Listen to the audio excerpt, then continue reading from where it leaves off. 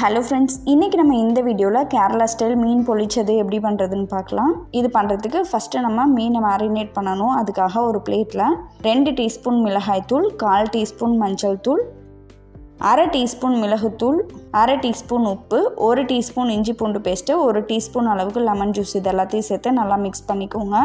இப்போ பார்த்திங்கன்னா நம்மளோட மசாலா ரெடி ஆகிடுச்சு. இந்த மசாலாவை மீன் மேலே நல்லா அப்ளை பண்ணி இதை 1 மணி நேரம் அப்படியே வச்சிடலாம்.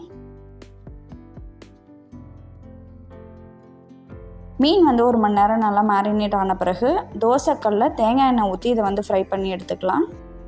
2 சைடும் நல்லா திருப்பி போட்டு வேக வச்சுக்கோங்க. நான் இன்றைக்கி ஜிலேபி மீன் தான் எடுத்திருக்கேன். இதில் தலையை எடுத்துகிட்டு நான் சேர்த்துருக்கேன். நீங்கள் தலை சாப்பிடுவீங்க அப்படின்னா தலையோட கூட நீங்கள் சேர்த்துக்கலாம். இதை நம்ம 2 சைடும் டோட்டலாக 7லேருந்து 8 நிமிஷம் நல்லா ஃப்ரை பண்ணி எடுத்துக்கலாம். இப்போ பாருங்கள், மீனை வறுத்து எடுத்தாச்சு. அடுத்ததாக ஒரு ஃப்ரை பேனில் ஒரு 3 டீஸ்பூன் அளவுக்கு தேங்காய் எண்ணெய் ஊற்றிக்கோங்க. எண்ணெய் சூடான பிறகு அதில் நான் 3 பெரிய வெங்காயத்தை பொடியாக நறுக்கி எடுத்திருக்கேன். வெங்காயம் நிறைய சேர்த்தோம் அப்படின்னா டேஸ்ட் ரொம்பவே சூப்பராக இருக்கும். 3 பெரிய வெங்காயத்தை நல்லா பொடியாக நறுக்கி இதில் போட்டு ஒரு 2 நிமிஷம் நல்லா வதக்கின பிறகு இதில் ஒரு பச்சை மிளகாயை இந்த மாதிரி ரவுண்டாக கட் பண்ணி எடுத்துருக்கேன். இதை சேர்த்துடலாம். ஒரு கொத்து கருவேப்பிலை இலையை சேர்த்துக்கோங்க. 1/2 டேபிள் ஸ்பூன் அளவுக்கு இஞ்சி பூண்டு பேஸ்ட்டை சேர்த்து நல்லா வதக்கிக்கலாம். வெங்காயம் கொஞ்சம் லைட்டாக கலர் சேஞ்ச் ஆகி வர வரைக்கும் இதை வதக்கிக்கோங்க. இப்போ பாருங்கள், வெங்காயம் லைட்டாக கலர் சேஞ்ச் ஆகிடுச்சு. இந்த சமயத்தில் ஒரு பெரிய சைஸ் தக்காளி நான் சேர்த்துருக்கேன். இது கூடவே 1/2 டீஸ்பூன் உப்பு, 1/4 டீஸ்பூன் மஞ்சள் தூள் சேர்த்து நல்லா கிளறிக்கலாம். தக்காளி நல்லா மசிஞ்சு வர வரைக்கும் நம்ம இதை வேக வைக்கணும். தக்காளி இந்த அளவுக்கு நல்லா மசிஞ்சு வந்த பிறகு இதில் 1 டீஸ்பூன் கொத்தமல்லி தூள், 1 டீஸ்பூன் மிளகாய் தூள் சேர்த்து நல்லா வதக்கிக்கலாம்.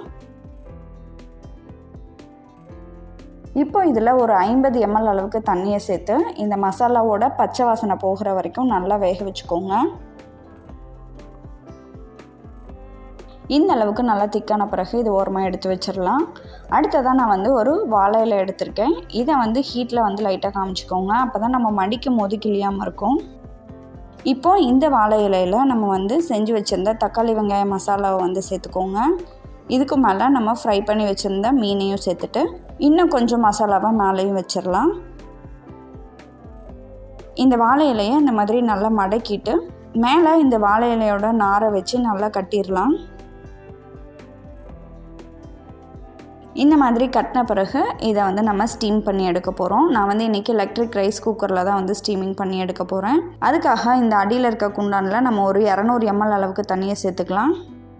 இப்போது ஸ்டீம் அப்படின்ற ஆப்ஷனை செலக்ட் பண்ணிவிட்டு இதை மூடி வச்சிடலாம். இந்த ரைஸ் குக்கர் பார்த்திங்க அப்படின்னா அகரோவோட எலக்ட்ரிக் ரைஸ் குக்கர். இந்த ரைஸ் குக்கரோட லிங்க் நான் டிஸ்கிரிப்ஷனில் கொடுத்துருக்கேன். வேணுன்றவங்க செக் பண்ணிக்கோங்க. இந்த தண்ணி கொஞ்சம் லைட்டாக கொதிக்க ஆரம்பித்த பிறகு நம்ம ரெடி பண்ணி வச்சுருக்க மீனை இதுக்குள்ளே வச்சு நல்லா வேக வச்சு எடுத்துக்கலாம். இதை ஒரு 10 நிமிஷத்துக்கு வேக வச்சு எடுத்துக்கோங்க.